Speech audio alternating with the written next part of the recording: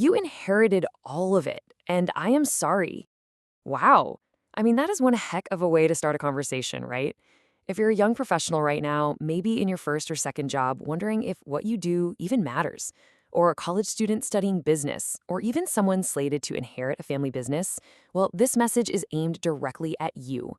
The weight of the entire world has essentially been handed down to Gen Z and young millennials. So today we're looking at a super powerful message that just puts that heavy reality right on the table. Welcome to This Explainer. Today, we're breaking down a generational call to action on sustainability. It's this deeply motivational, highly strategic 5-step playbook tailored specifically for the next generation of leaders in the Philippines, though honestly, the message hits home globally. We're going to explore the messes you've inherited, sure, but more importantly, the actual tactical steps from our source material on how to fix them. All right, let's jump in. Okay, Section 1, an unfair inheritance, and what the next generation was actually handed. The simple, brutal truth here is that today's youth absolutely did not create the broken systems you're now forced to fix. You didn't cause this, yet the cleanup falls right onto your shoulders. I mean, you didn't create climate change. You didn't design the linear economy that's literally choking our oceans with plastic as we speak. You didn't build the industrial systems that are aggressively depleting our watersheds and completely degrading the soil. These are massive, incredibly complex, systemic crises. And as the source notes with that opening apology, you inherited all of it. It's a heavy list for sure, but acknowledging it, that's the very first step in wrapping our heads around the magnitude of the task ahead. And this really illustrates exactly how we got into this mess. If you look at past generations, they often made decisions that prioritized pure convenience over long-term consequence. It was all about relentless growth over sustainability, profit over people, and just focusing on the immediate present instead of the future. But your reality today, the future is now yours to navigate, and it requires a total 180-degree shift. You have to deal with those consequences. You have to champion sustainability, value people, and actually protect the future. The author explicitly says that is not fair. But as we're going to see, being dealt an unfair hand doesn't mean you aren't perfectly equipped to play it. Which brings us to Section 2, the generational superpower, and why you are uniquely equipped for this. So the source pivots here from this kind of heavy apology into what I call a real hero's call to action. Because, yeah, the inheritance is totally unfair, but this specific generation is uniquely, almost perfectly equipped to handle it. Think about it. You are the most educated generation of Filipinos in history. You have unparalleled access to global connections, information, and tech tools. But honestly, it's more than just the tools, it's how your brains are wired. You naturally understand systems. You think in networks. You collaborate across old, rigid boundaries that previous generations just treated as impenetrable walls. And maybe most importantly, you feel the moral weight of today's decisions way more deeply than any generation before you. And what's really fascinating here is the complete reframing of that exact feeling. You know that deep sense of urgency you feel? That almost overwhelming responsibility? That absolute refusal to accept the status quo? The author insists you cannot view this as a burden. Quote, "It is your superpower. It is quite literally your tactical advantage. It's the fuel that's going to drive this whole transformation." So, how exactly do you use this superpower? Let's check out the action plan. Section 3. The tactical action plan. The 5 steps to drive transformation. This right here is the strategic heart of our explainer. We're moving out of the theory and into 5 specific, actionable demands for what you can actually do when you walk into the office tomorrow. Number 1, speak up early. Number 2, create content. 3, vote with your wallet. 4, bring elders with you. And 5, take care of yourself. It's this incredibly holistic approach covering your professional life, your economic power, your relationships, and your mental health. Let's break down the tactics, starting with step 1. Step 1 is really all about audacity. The explicit advice from the source is do not wait for permission, and definitely do not wait until you finally land that corner office to raise sustainability issues.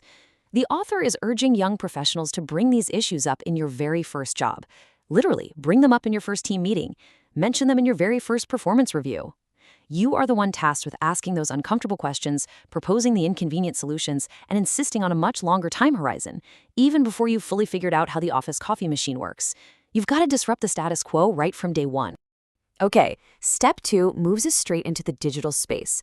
The author notes that Gen Z and millennials often just passively scroll past sustainability content while feeling the whole weight of the world on their shoulders.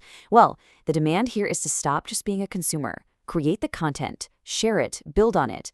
The sustainability conversation in Philippine business desperately needs more young, fresh voices actively shaping the narrative, rather than just waiting around for educators or older generations to do the talking. Your voice is a critical asset here. Use it. Now for step 3. The crucial point here is realizing that your everyday economic choices are incredibly powerful levers for forcing the market to change. Just look at these tools. You've got purchasing power, so only buy from businesses that actually earn your trust. You've got career choices, meaning you can choose to only work for companies that truly align with your values. And investment decisions. Invest your capital in futures that are actually worth building. When an entire generation aligns their money and their talent with their morals, oh man, massive corporations literally have no choice but to pivot. Moving on to section 4, bridging the generational divide. The strategy of invitation. Now, this step requires a really nuanced, highly strategic touch because you are going to be dealing with older generations, seasoned executives, family business founders. So how do you get them on board without totally alienating them? The author drops a masterclass in psychology with this one simple quote: "Not with confrontation, with invitation." The core instruction is to bring your elders with you.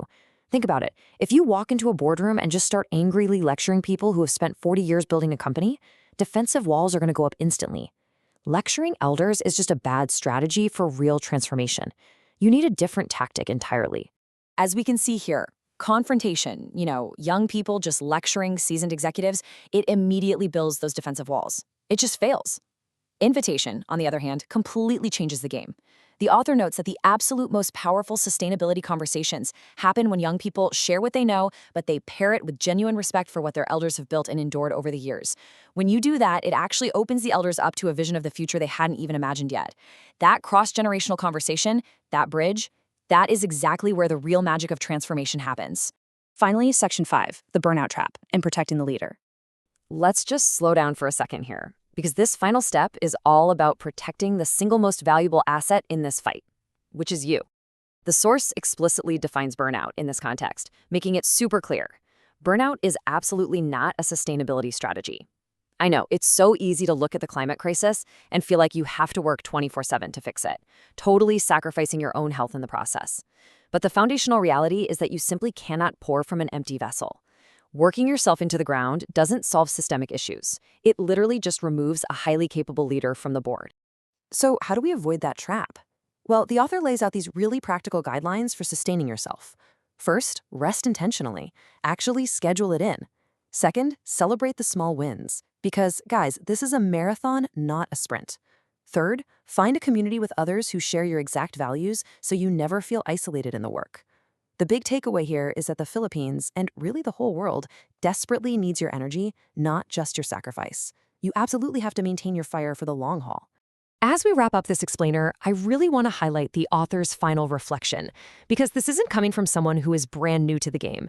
After 25 years of working in sustainability, watching these crises just compound year after year, the author notes that the single most hopeful thing they see every single year is you, the next generation. The youth are the ultimate source of hope, simply because of your complete, stubborn refusal to accept that the world as it is the world as it has to be. You have inherited a deeply broken system. There's no denying that. But you have also been given the exact tools, the right mindset, and this tactical action plan to actually fix it. That generational superpower is yours to wield. So we're going to leave you with this final lingering question to think about. Will you accept the world exactly as it is, or will you step boldly into your role as a leader and guide it to what it must be? The choice is entirely yours.